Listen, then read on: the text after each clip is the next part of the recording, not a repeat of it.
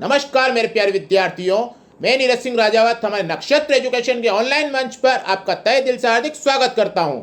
और मैं लेकर आया हूं सभी प्रतियोगी परीक्षाओं के लिए टेस्ट सीरीज जो आपके लिए महत्वपूर्ण और उपयोगी हो सकती है। और आज हम चर्चा करने वाले हैं वैदिक सभ्यता के बारे में, टेस्ट 10 के बारे में। अब हम चलते हैं आज के प्रश्न की ओर। सत्यमेव जयते शब्द किस उपनिषद से लिए गए हैं? सत्यमेव जयते किस उपनिषद से लिए गए हैं? आईएएस 2014 में आया हुआ प्रश्न है। ऑप्शन देखते हैं। कठोपनिषद, मुंडकोपनिषद, छांदोग्योपनिषद, इनमें से कोई नहीं। प्रश्न को ध्यान से पढ़ें, उत्तर देने की कोशिश करें। पहले प्रश्न को समझें, प्रश्न क्या कहता है, फिर ध्यान से पढ़ें और उत्तर देने की कोशिश करें। सत्यमेव जयते शब्द किस उपनिषद से लिए गए हैं? कठोपनिषद, मुंडकोपनिषद, छांदोग्योपनिषद, इनमें से कोई नहीं। हमारा आंसर होगा मुंडकोपनिषद। अब चलते हम अगले प्रश्न की ओर। इनमें से किस फसल का ज्ञान वैदिक काल के लोगों को नहीं था? इनमें से किस फसल का ज्ञान वैदिक काल के लोगों को नहीं था? जो गेहूं, चावल, तंबाकू। प्रश्न को ध्यान से पढ़ें, उत्तर देने की कोशिश करें। इनमें से किस फसल का ज्ञान वैदिक काल के लोगों को नहीं था? जो गेहूं, चावल, तंबाकू। हमारा आंसर होगा डी, तंबाकू। अब चलते हैं अगले प्रश्न की ओर। वेदों की संख्या कितनी है? वेदों की संख्या कितनी है? 2, 3, 4, 5। प्रश्न को पढ़ें, उत्तर देने की कोशिश करें। अगर आप प्रश्न को ध्यान से पढ़ेंगे तो 99.99% संभावना प्रश्न का उत्तर सही होने की है। और प्रश्न ध्यान से नहीं पढ़ेंगे तो प्रश्न का उत्तर हमें पता होता है, लेकिन फिर भी हम जल्दबाजी में प्रश्न पढ़ते हैं और उत्तर गलत कराते हैं। वेदों की संख्या कितनी है? 2, 3, 4, 5। हमारा आंसर होगा 4। अब चलते अगले प्रश्न की ओर। त्रिवैदिक आर्यों का मुख्य व्यवसाय क्या था? त्रिवैदिक आर्यों का मुख्य व्यवसाय क्या था? कृषि, पशुपालन, शिक्षा, व्यवसाय। प्रश्न को ध्यान से पढ़ें, उत्तर देने की कोशिश करें। अधिक से अधिक मात्रा में प्रश्नों के उत्तर आने चाहिए आपके, जो नहीं आ रहे हैं। त्रिवैदिक आर्यों का मुख्य व्यवसाय क्या था? कृषि, पशुपालन, शिक्षा, व्यवसाय। हमारा आंसर होगा पशुपालन। अब देखते हैं अगला प्रश्न। भारतीय संगीत का आदि ग्रंथ कहा जाता है? भारतीय संगीत का आदि ग्रंथ कहा जाता है? ऋग्वेद, उपनिषद, यजुर्वेद, सामवेद। प्रश्न पढ़कर उत्तर देने की कोशिश करें। प्रश्न पढ़ें, प्रश्न को समझें और फिर उत्तर दें। भारतीय संगीत का आदि ग्रंथ कहा जाता है? ऋग्वेद, उपनिषद, यजुर्वेद, सामवेद। हमारा आंसर होगा सामवेद। अब चलते हैं अगले प्रश्न की ओर। प्रथम विधि निर्माता कौन है? प्रथम विधि निर्माता कौन है? मनु, चाणक्य, चंद्रगुप्त, सेल्यूकस। प्रश्न को ध्यान से पढ़ें, उत्तर देने की कोशिश करें। पहले प्रश्न को समझें कि प्रश्न क्या पूछ रहा है। प्रथम विधि निर्माता कौन है? मनु, चाणक्य, चंद्रगुप्त, सेल्यूकस। हमारा आंसर होगा मनु। अब देखते हैं अगला प्रश्न। कृष्ण भक्ति का प्रथम और प्रधान ग्रंथ है। कृष्ण भक्ति का प्रथम और प्रधान ग्रंथ है। महाभारत, श्रीमद् भागवत गीता, गीत गोविंद, इनमें से कोई नहीं। प्रश्न पढ़कर उत्तर देने की कोशिश करें। प्रश्न पढ़कर उत्तर देने की कोशिश करें।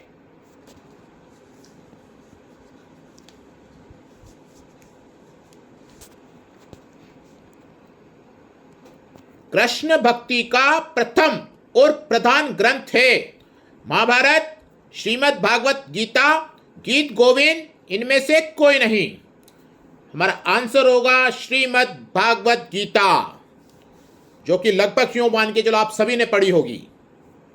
अब देखते हैं अगला प्रश्न। ऋग्वेद में संपत्ति का प्रमुख रूप क्या है?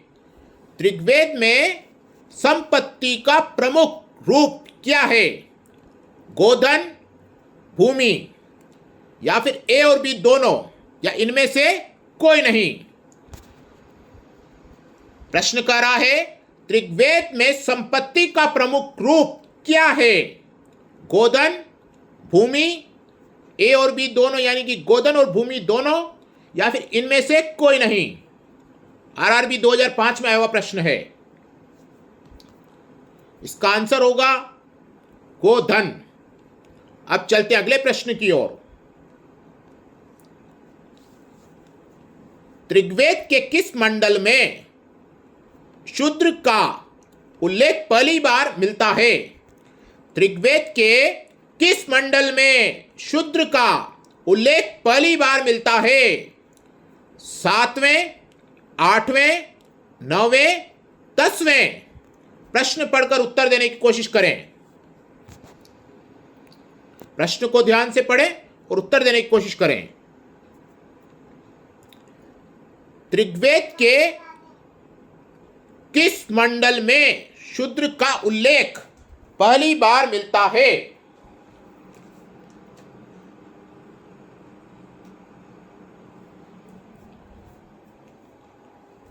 ऋग्वेद के किस मंडल में शूद्र का उल्लेख पहली बार मिलता है?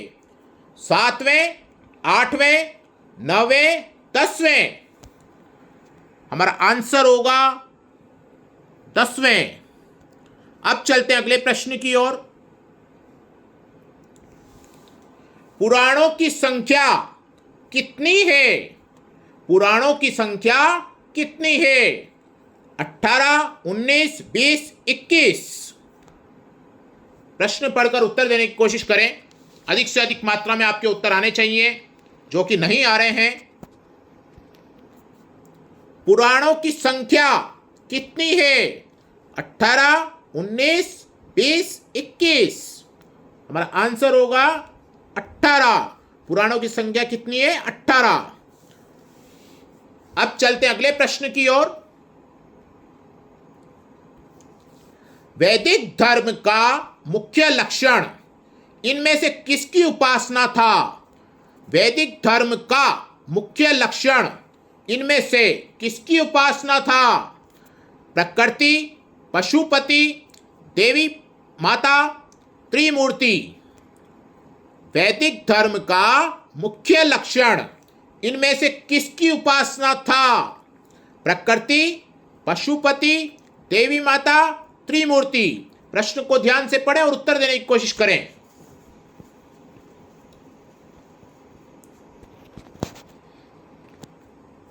वैदिक धर्म का मुख्य लक्षण इनमें से किसकी उपासना था?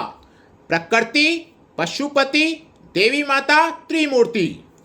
हमारा आंसर होगा प्रकृति। अब देखते हैं अगला प्रश्न।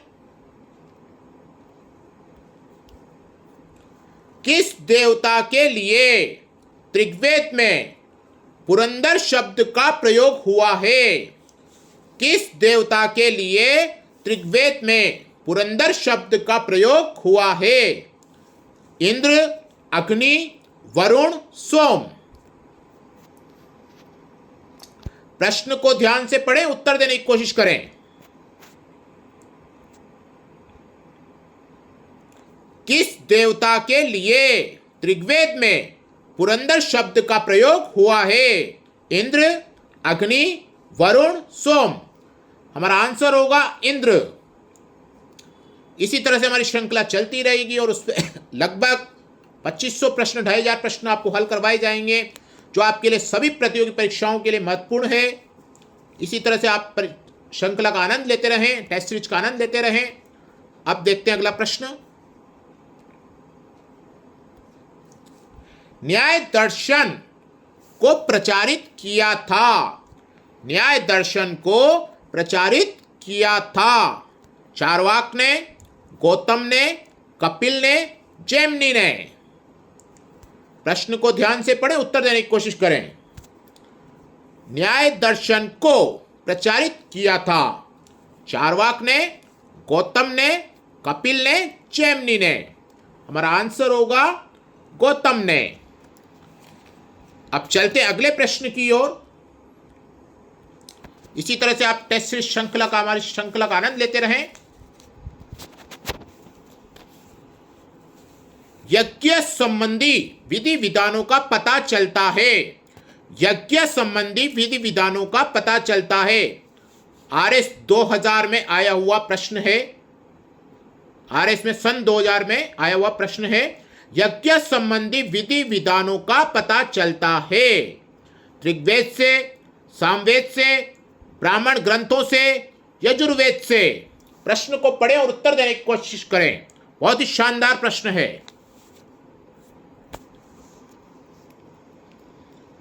यज्ञ संबंधी विधि विधानों का पता चलता है ऋग्वेद से, सामवेद से, ब्राह्मण ग्रंथों से, यजुर्वेद से।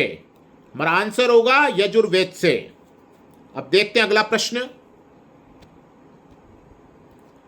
यह प्रश्न भी आरएस में आया हुआ है 1995 में। बहुत ही शानदार प्रश्न है।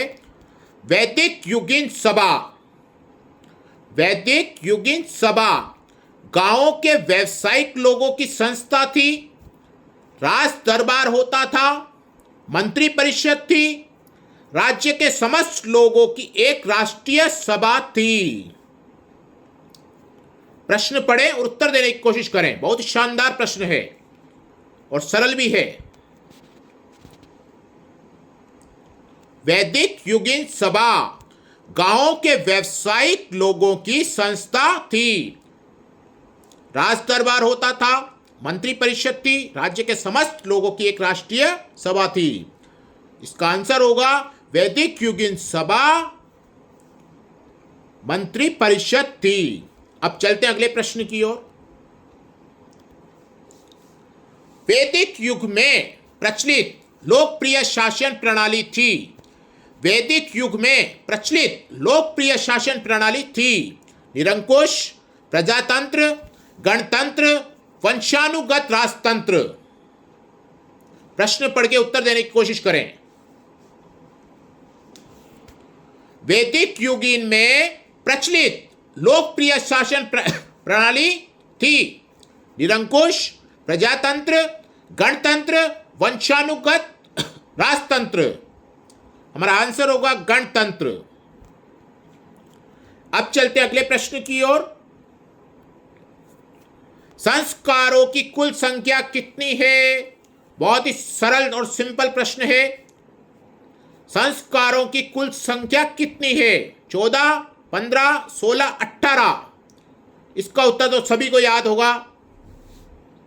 प्रश्न का उत्तर देने की कोशिश करें।